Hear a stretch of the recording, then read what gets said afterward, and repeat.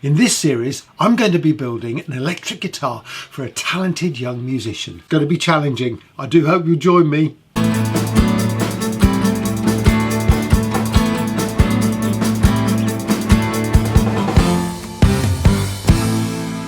Now, if anybody ever asks me, why do you make YouTube videos? I always say the same thing.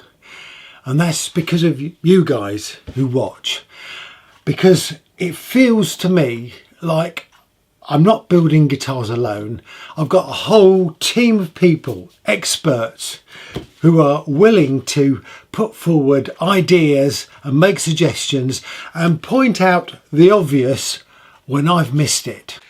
Right, I had a comment from one of my regulars, Paul, and I think he meant it as a joke, but he said, at 16 minutes, I can see it's a male phoenix. I laughed at that because if you look at the picture, you'll see what he means. And it's all about this switch being positioned just there. And you may ask, why on earth did I put the switch there? Well, I put the switch there because I was trying to copy, if you like, a PRS 24 that my client had sent me, where the layout is just like this, with a switch just there. Now, of course, that particular PRS does not have a phoenix bird painted on the end of the guitar. And so the switch being there doesn't really matter, but it does in this case. And when Carolyn was drawing this, there was just a tiny little pinhole to mark where it was going to be. And we didn't really appreciate how big this thing was and how it might look rather strange where it was going to go. So I've come up with an idea. I'm going to block this hole with some maple, and I've got a piece of scrap here which I can use to do that. It's going to be under the painting. There's going to be flames all around this bird, so it's going to be under the painting, so I don't think you will see it. And what I'm going to do is make this the switch and add another hole there for the tone control, and I think in actual fact that's going to look much better, and it will take the switch away from the graphic. So Paul, thank you very much for spotting that. I completely missed that, but it's one of those things that once you see it, you can't unsee it. And it had to be fixed, so I really appreciate it.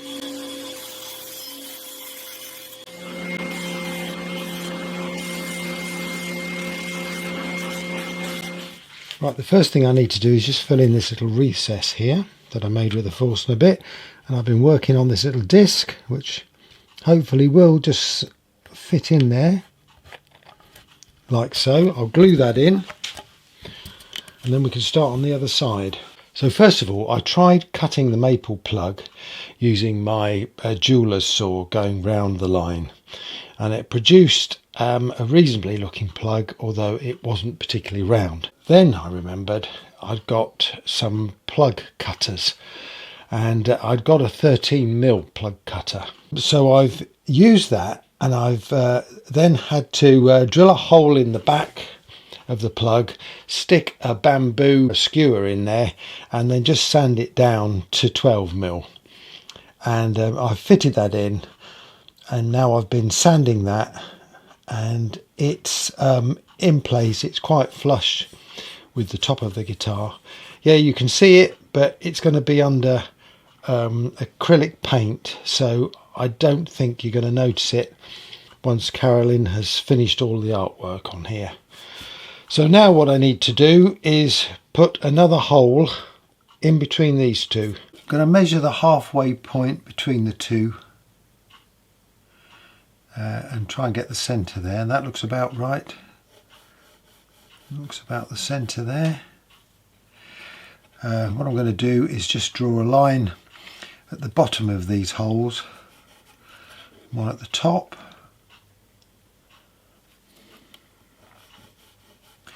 and then I can actually check the centre. So I'm just going to put a mark there. That's where the centre should be, and yep, that line's in the middle. So if I make a mark there, That's where I need to do the hole, and I'm going to do a pilot hole first. So this is just a 3mm hole.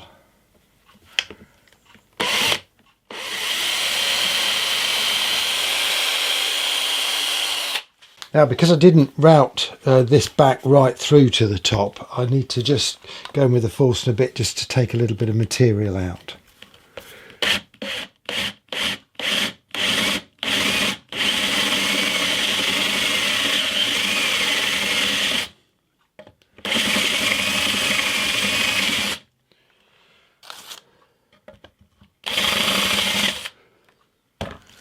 Should do it. Okay, I've drilled the hole for the new pot position, and I've widened the hole for the switch. I'm now going to use my little indent tools to create a dip.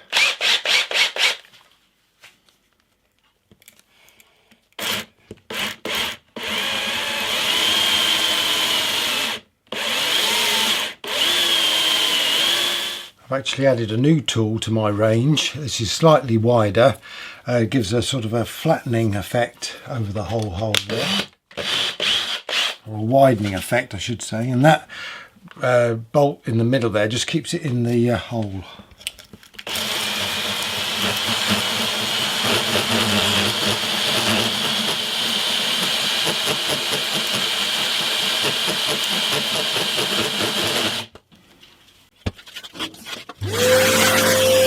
And the final finishing is with just sandpaper.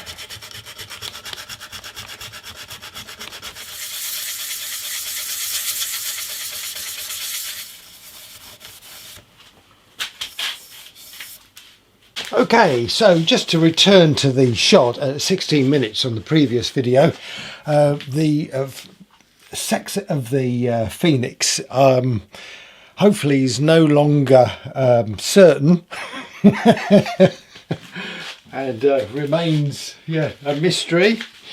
Once the Carolyn has painted all the illustration there with acrylic paint, there's going to be flames around it and all sorts going on there.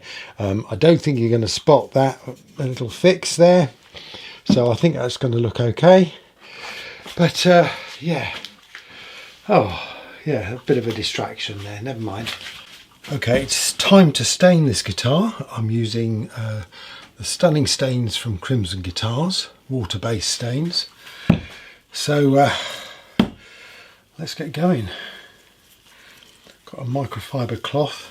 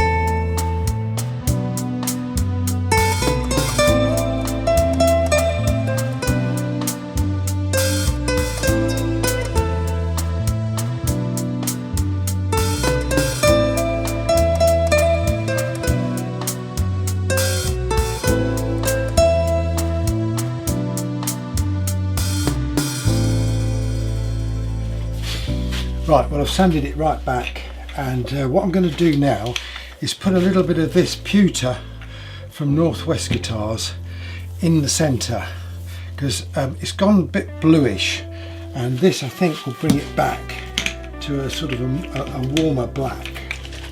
So let's give it a go. Then I'm going to put some black on the top of this. So just going to put little dab there.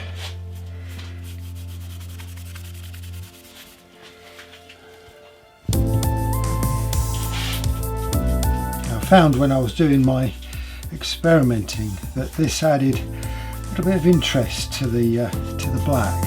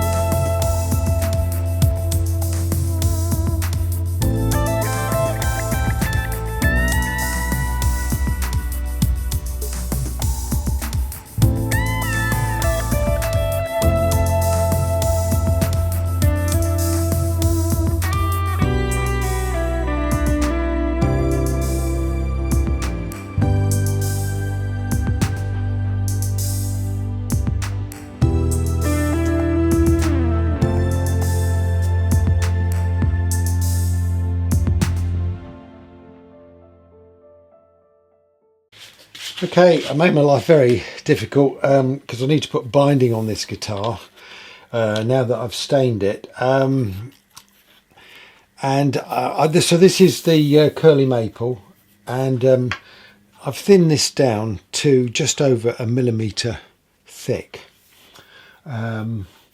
which is about what it needs to be, and I've done that on my gadget attached to the back, a belt sander.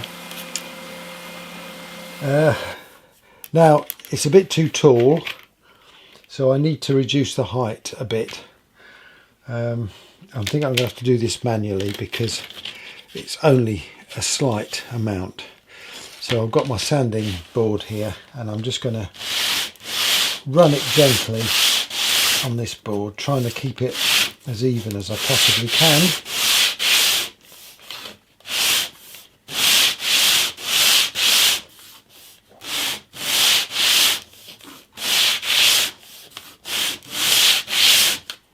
And this is going to take a while, so I'll be back with you in a bit. Well, it's been a bit of a mad day in the workshop today. I've got this guitar stained black on the front and the back. It's sort of a bit of a browny black on the back, so I'm going to have to give it some more coats of the dye. I'm not sure if I'm going to have to sand this back to get some of the quilting coming through, because it's sort of blocked in a bit. But before I do any of that, I've got the binding bent round formers at the moment, so hopefully that's going to be easier to fit. Yeah, we'll see. I've also been gluing up the body of my granddaughter's guitar for the Jurg's Cup challenge videos. Yeah, busy day. Well, good morning. It's a new day in the workshop. Got the patient on the workbench. I've got the binding over the formers. They've been here all night, so I'm hoping they will have kept the shape. I've got a cup of tea. Time to get this done. I think I'll tackle this top horn first. What I've done is just put the binding round the templates that I'd made to cut out the shape of this guitar. So hopefully the binding should be pretty well shaped.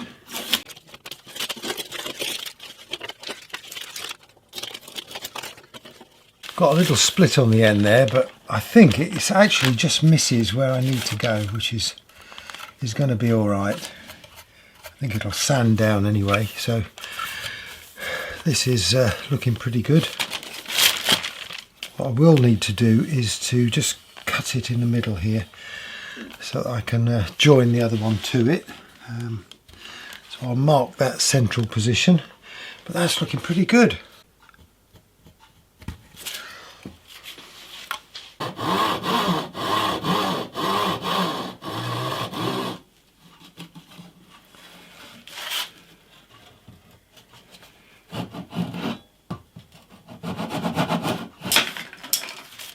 Okay, I've got some glue, the binding, and a really long length of inner tubes which have been tied together. So let's hope that's enough. So first of all, I'm just going to paint some glue in the recess here.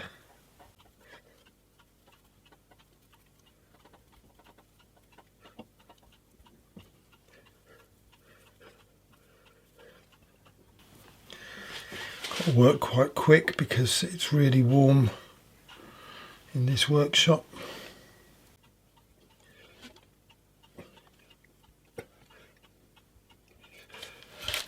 Okay, I'm going to wipe that off.